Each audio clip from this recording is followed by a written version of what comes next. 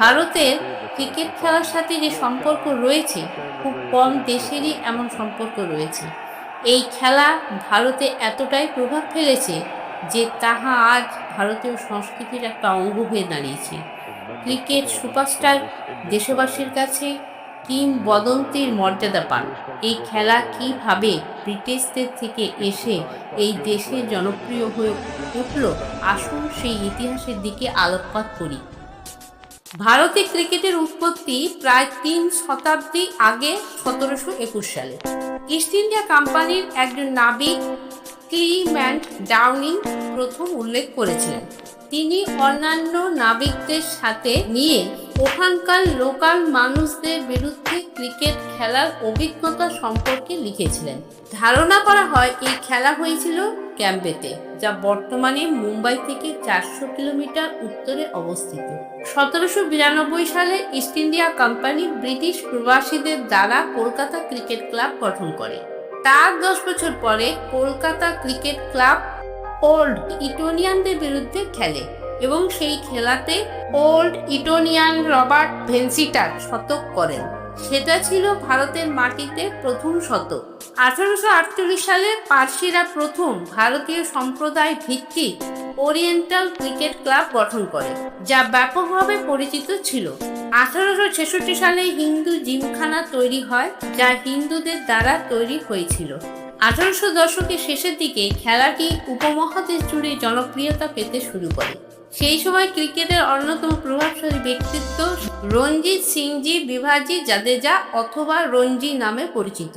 এনার উত্থানের মাধ্যমে এটি আরও বৃদ্ধি পায়। তিনি 1888 সালে কেমব্রিজে পড়াশোনা শুরু করেন। 1896 সালে তার ক্রিকেট প্রতিভার কারণে ইংল্যান্ডের হয়ে অস্ট্রেলিয়ার বিরুদ্ধে টেস্টে অভিষেক হয় এবং তিনি অপরাজিত 154 রানে স্কোর করে অবাক করে দেন। এরপরে তিনি ব্রিটিশ সাম্রাজ্যের জনপ্রিয় খেলোয়াড় হয়ে ওঠেন। 1904 সালে তিনি ভারতে ফিরে আসেন। 1933 সালে তার মৃত্যু হয়। 1934 সাল থেকে তার নামে রঞ্জি ট্রফি শুরু হয়। 1928 সালে ভারতীয় ক্রিকেট বোর্ড বিসিসিআই প্রতিষ্ঠিত হয় এবং আইসিসি পূর্ণ সদস্য হিসেবে স্বীকৃতি দেওয়ার পরপরই আনুষ্ঠানিকভাবে টেস্ট ম্যাচের মর্যাদা পায়। 1932 সালে ভারত লর্ডসে ইংল্যান্ডের বিরুদ্ধে প্রথম টেস্ট ম্যাচ খেলার সুযোগ পায়। লর্ডসের এই ঐতিহাসিক খেলায় সি.কে. নাইডুর নেতৃত্বে ভারত পরাজিত হয় 158 রানে। এই সময় দলে ছিলেন লালা অমরনাথ, মোহাম্মদ নিশাদ, শাহিদ ওয়াজির আলী মতো ক্রিকেট তারকারা। স্বাধীন দেশ হিসেবে দলের প্রথম সিরিজ ছিল 1947-48 সালে ব্রিসবেনে অস্ট্রেলিয়ার বিরুদ্ধে। অস্ট্রেলিয়ার ক্যাপ্টেন ছিলেন স্যার ডন ব্র্যাডম্যান এবং ভারতের ক্যাপ্টেন ছিলেন লালা অমরনাথ। অস্ট্রেলিয়া সিরিজ জয়লাভ করে। ভারত টেস্ট অভিষেকের 20 বছর পরে 1952 সালে মাদ্রাজে ইংল্যান্ডের বিরুদ্ধে প্রথম টেস্টে জয়লাভ আসে। এই একই বছরে শেষের দিকে পাকিস্তানের বিরুদ্ধে ভারত প্রথম টেস্ট সিরিজ জিতে। ভারতের ব্যাটিং শক্তি ছিল পলি উমারিগার, বিজয় মাঞ্জরেকার এবং প্রধান বোলার ছিল সুভাষ গুপ্তে।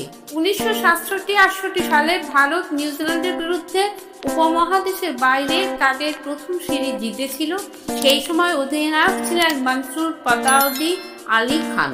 1970-71 সালে ওয়েস্ট ইন্ডিজের বিরুদ্ধে ভারতের হয়ে সুনীল গাভাস্কার অভিষেক করেন এবং সিরিজে 774 রান করে ক্রিকেট দুনিয়ার প্রভাব ফেলে। ভারত সিরিজ জিতে নেয়। বিশান সিং বেদি, শ্রীনিবাস ভেঙ্কট রাঘবন, এরাপল্লী প্রসন্ন এবং ভাগবত চন্দ্রশেখরের মতো প্রতিষ্ঠিত খেলোয়াড়দের সাথে গাভাস্কার তৎকালীন সময়ে ভারতের সবচেয়ে শক্তিশালী দল গঠন হয়ে উঠেছিল। এরপর 1983 সালে কপিল দেবের নেতৃত্বে ভারত বিশ্বকাপ জিতে ক্রিকেট দুনিয়ায় তার পরিচিতি শীর্ষে নিয়ে যায়। 1984 সালে এশিয়া কাপ, 1985 সালে বিশ্ব ক্রিকেট চ্যাম্পিয়নশিপ, 1986 সালে ইংল্যান্ডের টেস্ট সিরিজ জয় লাভ করে ভারত। এই সময় গাভাস্কার টেস্টে 10,000 রান, অপরদিকে কপিল দেব টেস্টে 434টি উইকেট নিয়ে বিশ্ব রেকর্ড গড়ে। এরপর 1989-90 সালে সচিন তেন্ডুলকর ও অনিল কুম্বলের উত্থানে ভারতীয় ক্রিকেটের এক নতুন যুগের সূচনা হয়।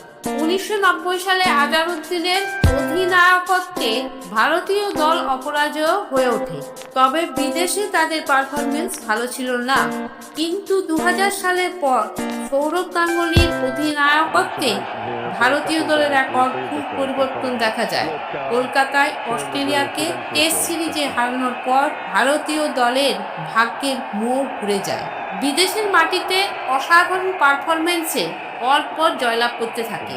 তারপর ধোনির অধিনায়কত্বে ভারতীয় দল তালিকার শীর্ষে পৌঁছে যায়। পরে রোহিত শর্মা তা ধরে রাখে। এখন এশিয়া কাপ চলছে। এশিয়া কাপ 1984 সালে শুরু হয় ভারত, পাকিস্তান, শ্রীলঙ্কাকে নিয়ে। পরে 1986 সালে বাংলাদেশ প্রবেশ করে। ভারত 8 বার, শ্রীলঙ্কা 6 বার আর পাকিস্তান 2 বার জেতে এই এশিয়া কাপ। আজ ভারতীয় ক্রিকেট দলে তারকাদের ভিড়। কোহলি, বুমরাহ, রোহিত এই খেলাকে এক অন্য উচ্চতায় পৌঁছে দিয়েছে। আজ ক্রিকেট সাম্রাজ্যে ভারত সম্রাট।